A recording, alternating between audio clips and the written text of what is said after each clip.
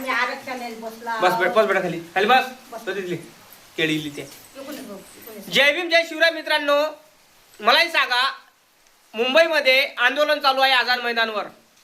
फक्त तिथं आंबेडकरी चळवळीतले नेते आणि अदर 58 जातीमधील आपले समाज बांधव आणि ते वर्गीकरणाला विरोध करून राहिलेले आहेत. पण त्याच्यामध्ये जे बाबासाहेबांच्या आरक्षणाच्या भरोशा नोकरीवर लागलेले लोक आहेत जे 59 जातीमध्ये, ते तुम्हाला दिसणार नाही. कारण यांना असं आहे की आम्हाला बाबासाहेबांचं आरक्षण पाहिजे, पण आरक्षणाला वाचवण्यासाठी आम्ही येत नाही. मी असं म्हणत नाही, सगळ्या जातीतली लोकांना म्हणून राहिलं, ज्यात बौद्ध आला, मांग आला, चंबार आला, सगळे झाले, ते विरोध करून राहिले नाही. जो बाबासाहेबांच्या आरक्षणाच्या भरोशा नोकरीवर लागला तो रस्त्यावर दिसत नाही. तो फक्त खुर्चीवर बसून लाखाचे पैसे मोजतो, महिन्याचं पेमेंट येते, त्याला दुसरं काहीच नाही. माझं एकच म्हणणं आहे की फक्त आंबेडकरी चळवळीतले नेते आणि अदर समाजातील लोक ते वर्गीकरणाच्या विरोधात आहेत, तेच रस्त्यावर उतरले. म्हणजे काय? म्हणजे आमची येणाऱ्या पिढीला वाचवण्यासाठी, येणाऱ्या पिढीचं आरक्षण वाचवण्यासाठी आम्ही रस्त्यावर निघालेलो आहोत. पण ज्या बाबासाहेबांचा आरक्षणाचा खरंच ह्या लोकांनी फायदा घेतलेला आहे, जे लोक कलेक्टर झाले, अधिकारी झाले, मोठे मोठे सरकारी कर्मचारी आहे, हे सरकारी कर्मचारी एकही जण सोशल मीडियावर म्हणा या रस्त्यावर कोणीही आवाज उठून राहिला नाही. नेमकं कारण काय आहे? म्हणजे आंबेडकरी चळवळीतले नेते, अदर समाजातील नेते जे उपवर्गीकरणाला विरोध करून राहिले, म्हणजे याच्यामध्ये सर्वसामान्य वर्गातील लोक, शोषित, पीडित, वंचित, बहुजन समाजातील लोकच फक्त विरोध करून राहिले. आणि जे वर्ग बाबासाहेबांच्या आरक्षणाच्या भरोशावर नोकरीवर लागला आणि बाबासाहेबांच्या भरोशावर खाऊन राहिले, घर पळून राहिले, ते बाबासाहेबाला बेमान झाले, मला असं वाटत आहे. कारण इथं कुठलाही ज्याने आरक्षण घेतलं, बाबासाहेबांच्या भरोशावर आरक्षण घेऊन नोकरीवर लागले, ते लोक रस्त्यावर उतरले नाही. ते कुठलंही बोलत नाही, ते फक्त तमाशा बघून राहिले. त्याला असं वाटते जाऊ दे, आम्हाला काही घेणं नाही, आम्ही नोकरीवर लागलो ना, आमची येणारी पिढी नोकरीवर लागणार. कारण इथं असं आहे, जो घरातला व्यक्ती नोकरीवर लागला का त्याची पिढी दर पिढी नोकरीवर लागते. कळलं काय?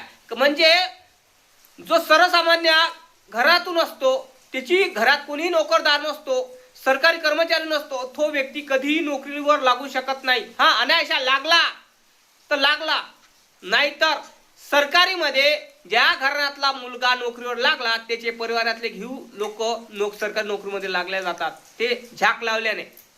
मग काय म्हणाल तुम्ही? आरक्षणाच्या भरोश्यावर, बाबासाहेबांच्या जे आरक्षण आहे त्याच्या भरोश्यावर हे नोकरीवर लागले आणि आता ज्या आरक्षणाची भाकरीचं तोडमोड करणं चालू आहे, तर हे लोक धावून आले नाही. कुठलाही कर्मचारी धावून आला का? एखाद्या कर्मचाऱ्याने म्हटलं का एखाद्या कर्मचाऱ्याने बंड पुकारला का? नाही ना. मग काय म्हणून राहिलो मी तुम्हाला, इथे फक्त माहितीये का, इथे आंबेडकरी चळवळीचे नेते जे खरंच बाबासाहेबाला मानतात, खरंच बाबासाहेबाचं आरक्षण जपून राहिले, तेच लोक, आणि ते सांगतो तुम्हाला, ते आरक्षण जपून राहिले पण बाबासाहेबाच्या आरक्षणाचा फायदा घेत नाही. त्याला माहित आहे की बाबासाहेबाचं आरक्षण आणि बाबासाहेबांचे विचार आचार आपणच वाचू शकतो. त्या कारणामुळं आंबेडकरी चळवळीतले नेते आणि अदर 59 जातीतील, 58 जातीतील जे वर्गीकरणाच्या विरोधात आहेत, तेच रस्त्यावर उतरलेले आहे. बाकीचे लोक उतरले नाही. मस्त खुर्चीवर बसून महिन्याचा पगार घेऊन राहिले, दुसरं काहीच नाही. बाबासाहेबांच्या आरक्षणाच्या भरोश्यावर नोकरीवर लागले आणि ते मस्त गुलगुली खाऊन राहिले, पण ते बंड पुकारून शकून राहिले नाही, फक्त तमाशा बघून राहिले. बरोबर नाही काय? म्हणून म्हणतो दादा, इथं बाबासाहेबांच्या आरक्षण खाऊन माजले लोक आहे.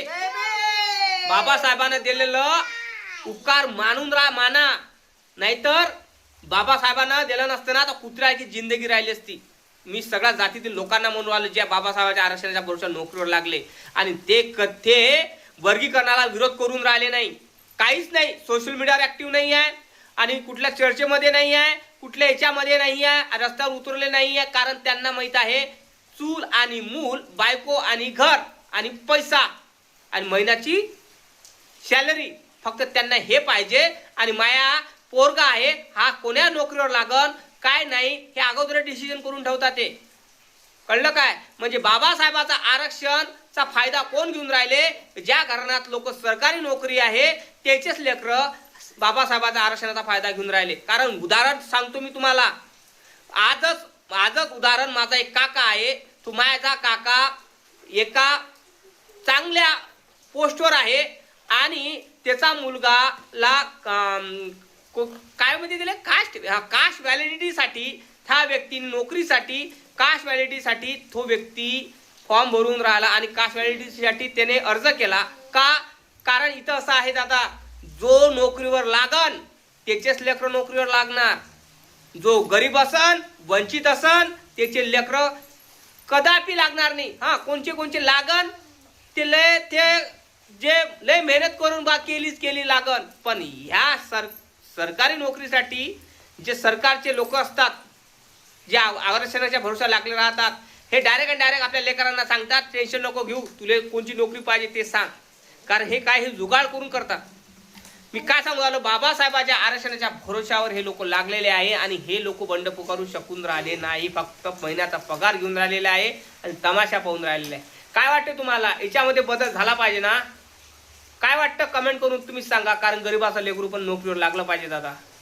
हा, का श्रीमंताचेच लेकरू नोकरीवर लागले पाहिजे काय? कारण श्रीमंताचंच लेकरू नोकरीवर लागतात, गरीबाचं लेकरू 1-2% लागतात, श्रीमंताचे लेकरं 90% लागतात. कारण तिथं मेन म्हणजे जे सरकारी नोकरी कर्मचारी असतात ते तिथून पैसा, मनी, पाठबळ याचा वापर करून ह्या सगळ्या गोष्टी केल्या जातात आणि गरीबाचं पोरगं वंचित राहते. कळलं काय? जय भीम, जय शिवराय.